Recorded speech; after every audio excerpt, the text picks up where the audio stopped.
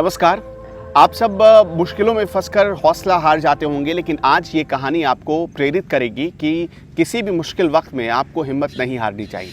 ऐसा क्यों है? आज जो कहानी है राजस्थान की रहने वाली आशा कंडारा की।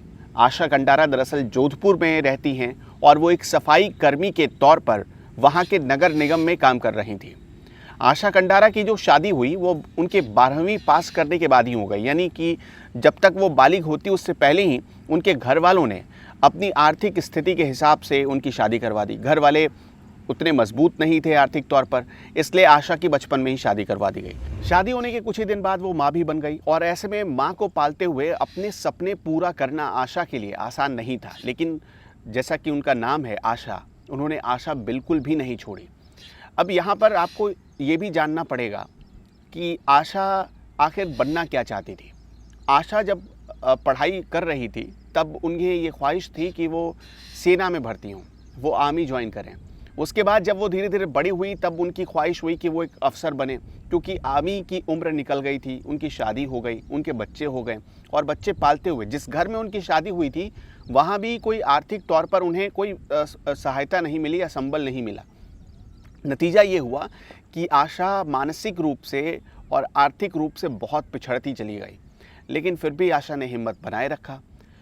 कुछ ही सालों बाद, शादी के कुछ ही सालों बाद पति से तलाक हो गया, पति से अलग हो गई और वापस अपने घर आकर रहने लगी। उनके गोद में दो बच्चे खेल रहे थे, लेकिन फिर भी आशा ने हिम्मत नहीं हारी। आगे चलकर आशा को पता था कि उन्हें क्या करना है, उन्हें एक अफसर बनना है और इसके लिए उन्होंने आरएएस की परीक्षा दी। लेकिन आरएएस की परीक्षा जब 2018 में उन्होंने दी तब उन्हें एक आर्थिक मदद चाहिए थी, यानी कि परिवार भी चलता रहे, उनकी पढ़ाई भी चलती रहे, परीक्षाएं भी चलती रहें और इसके लिए पैसों की ज़रूरत थी। तो आशा को ऐसे में कोई ऐसा काम ढूंढना था जिससे उनके लिए आसानी हो सके और वो काम उन्हें मिला वहाँ के नगर निगम में। कहा जाता है कि जोधपुर के नगर निगम में सफाई कर्मी के तौर पर आशा ने जैसे ही अप्लाई किया, ये साल 2018 की बात है, जैसे ही आशा ने अप्लाई किया वैसे ही उनकी कॉल आ गई। वो वहाँ पर सफाई कर्मी के तौर पर, स्वीपर के तौर पर नियुक्त कर दी गई। उसके 12 दिन बाद ही, फॉर्म भरने के 12 दिन बाद ही। और इसके बाद क्या हुआ, वो आरएएस की परीक्षा, उससे पहले ही सफाई कर्मी की नौकरी ज्वाइन करने से पहले ही वो आरएएस की परीक्षा प्रीलिम्स पास कर चुकी थी।